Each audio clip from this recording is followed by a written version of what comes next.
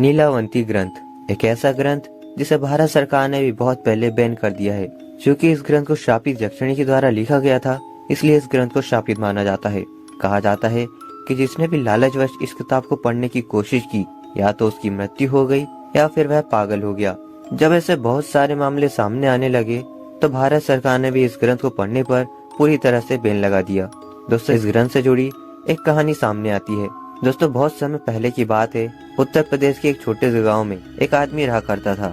उसकी एक पत्नी और एक छोटी सी बच्ची थी। जब वह बच्ची 5 साल की थी तभी उसकी माँ की मृत्यु हो गई। इस बच्ची का नाम था नीलावंती। नीलावंती की माँ की मृत्यु के पश्चात उसके पिता ने उस गाँव को छोड़ दिया और नीलावंती को लेकर दूसरे गाँव में चले गए। दोस्तों, नीलावंती के पिता को आयुर्वेद का अच्छा खासा ज्ञान था। नीलावंती भी अपने पिता से आयुर्वेद का ज्ञान लेती थी, लेकिन नीलावंती के अंदर एक खासियत थी कि वे पेड़ पौधे, जानवरों और पशु पक्षियों की भाषा समझती थी। यही नहीं, नीलावंती के स्वप्न में शैतान भी आया करते थे और नीलावंती को जमीन के नीचे गड़े हुए धन दौलत के बारे में बताते थे। लेकिन नीलावंती के अंदर उसके पिता के अच्छे संस्कार थे, इसलिए वह सब कुछ जानकर भी धन दौलत जमीन से नहीं निकालती थी। नीलावंती को पेड़ पौधे और शैतान जो भी मंत्र बताते थे, वह पीपल के पत्ते से बनी एक किताब पर लिख दिया करती थी। जब नीलावंती 20 से 22 साल की हुई, तब जो भूत प्रेत उसे स्वप्न में दिखाई देते थे, वे हकीकत में भी उसे दिखाई देने लगे।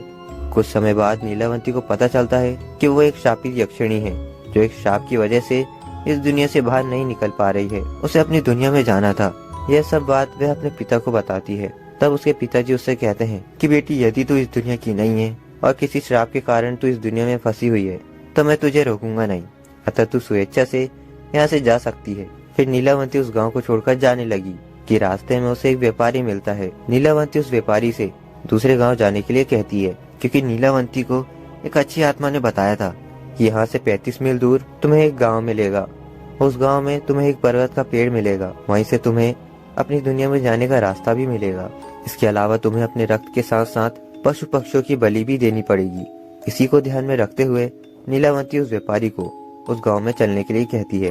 वह व्यापारी नीलावंती की खूबसूरती को देखकर मंत्रमुग्ध हो जाता है और कहता है कि मैं तुम्हें उस गांव में छोड़ तो दूंगा, लेकिन बदले में तुम्हें मुझसे शादी करनी होगी। नीलावंती ने व्यापारी के सामने मुस्कुराते हुए कहा कि बस इतनी सी बात? ठीक है, मुझे मंजूर है, लेकिन मेरी एक शर्त है कि रात के समय मैं तुम्हारे साथ नहीं रहूंगी। मैं कहाँ जाती हूँ, क्या करती हूँ, इसके बारे में तुम मुझसे कुछ नहीं पूछोगे। व्यापारी ने कहा ठीक है, मुझे मंजूर है। उसके बाद व्यापारी नीलावंती को अपने बैलगाड़ी में बिठाकर उस गाँव में ले गया। फिर शर्त अनुसार नीलावंती ने उस व्यापारी से विवाह कर लिया।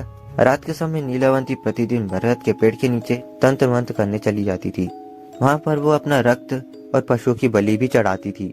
एक दिन रात के समय जब नीलावंती तंत्र मंत्र उस बरगद के पेड़ के नीचे कर रही थी, उसी समय उस गांव के कुछ लोग नीलावंती को पशु पक्षियों की बलि देते हुए देख लेते हैं और उस व्यापारी को जाकर सारी घटना की जानकारी देते हैं। जब अगली रात को नीलावंती अपने समय अनुसार रात में तंत्र साधना के लिए निकलती है, तो उसके पीछे पीछे व्यापारी भी चला जाता है और नीलावंती को तंत्र साधना करते हुए देख लेता है। अगले दिन नीलावंती के स्वप्न में शैतान आता है और उसे बताता है कि नीलावंती, कल जब तुम तंत्र साधना के लिए बरगद के पेड़ के नीचे जाओगी, उसी समय बरगद के पेड़ के बगल से जो नदी बहती है, उस नदी में तुम्हें एक लाश बहती हुई दिखाई देगी। उस लाश के गले में एक ताबीज बंधा होगा। तुम्हें उसे खोल लेना है। गले से ताबीज को निकालने के बाद उसी नदी में तुम्हें एक नाव पर सवार एक आदमी मिलेगा। तुम्हें इस ताबीज को उस आदमी को दे देना है। वह तुम्हें दूसरी दुनिया के दरवाजे तक पहुंचाने में तुम्हारी मदद करेगा। उस शैतान ने नीलावंती से यह भी कहा कि तुम्हें अपनी दुनिया में वापस लौटने का सिर्फ एक ही चांस मिलेगा, दोबारा चांस तुम्हें नहीं मिलेगा। अगले दिन नीलावंती बहुत खुश हुई और रात के समय बरगद के पेड़ के नीचे चली गई। वह तंत्र साधना करके अपने रक्त तथा पशु पक्षियों की बलि ही दे रही थी कि उसे नदी किनारे एक लाश बहती हुई दिखाई देती है। नीलावंती उस लाश के पास जाती है और उसके गले में बंधे हुए ताबीज को निकालने की कोशिश करती है। उसी समय वहाँ पर व्यापारी भी आ जाता है, जो अपने असली शैतान रूप में आ गया था। वह ताबीज की पहली गांठ खोल ही पाई थी और दूसरा खोलने ही वाली थी कि गांव वाले भी वहाँ आ जाते हैं और नीलावंती को नरभक्षी समझकर कहने लगे कि अरे, ये दोनों तो शैतान हैं, ये दोनों सभी गाँव वालों को मार डालेंगे, अतः इन दोनों को मार डालो। सभी गाँव वालों ने अपने अपने हथियार लेकर दोनों को दौड़ा लिया। नीलावंती तो बच गई, लेकिन गाँव वालों ने उस राक्षस को मार गिराया। राक्षस होने की वजह से वह दोबारा जीवित हो उठा और नीलावंती के पास आकर बोला कि तुम मुझे वह किताब दे दो जिसमें तुमने मंत्रों को लिखा है। और मुझे कुछ नहीं चाहिए। तब नीलावंती ने सोचा कि यदि यह किताब इस शैतान को मिल गई तो यह पूरी दुनिया के लिए अनर्थ साबित हो सकता है। अतः नीलावंती ने उस किताब को शापित करते हुए कहा कि जिसने भी लालच में आकर इस किताब को पूरा पढ़ लिया उसकी तुरंत मृत्यु हो जाएगी, और जिसने इस किताब को आधा पढ़कर बीच में ही छोड़ दिया वह पागल हो जाएगा। यह कहकर नीलावंती उस किताब को लेकर भाग गई। दोस्तों, उसके बाद नीलावंती का आज तक कोई पता नहीं चला कि वे कहाँ गई। कुछ समय पश्चात वह किताब एक साधु को मिलती है।